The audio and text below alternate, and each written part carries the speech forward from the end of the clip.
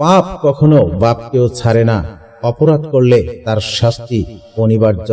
এর প্রমাণ হলো বেগম রোকেয়া বিশ্ববিদ্যালয়ের সাবেক উপাচার্য অধ্যাপক নাজমুল আহসান কলিমুল্লাহ। প্রিজন ভ্যানে উঠে কি যেন ইশারা করে জানান দিতে চান প্রিজন ভ্যানের বাহিরে থাকা অন্য কাউকে। ৩০ কোটি টাকার বেশি দুর্নীতির অভিযোগে অবশেষে আদালতের কাঠগড়ায় অধ্যাপক কলিমুল্লাহ।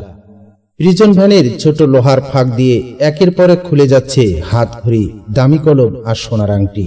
বেগম রোকেয়া বিশ্ববিদ্যালয়ের সাবেক উপাচার্য অধ্যাপক নাজমুল আহসান কলিমুল্লাহর জীবনে কি তবে নতুন কোনো অভিজ্ঞতা শুরু? ঢাকা মহানগর দায়রা জজ আদালতের সামনে দেখা গেল এমন এক অপ্রত্যাশিত দৃশ্য।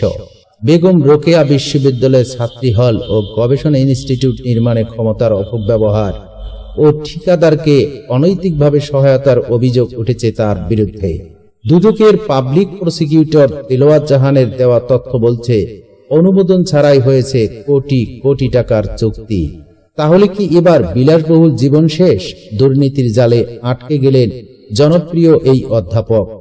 সাথে থাকুন আমাদের চ্যানেলে সাবস্ক্রাইব করে।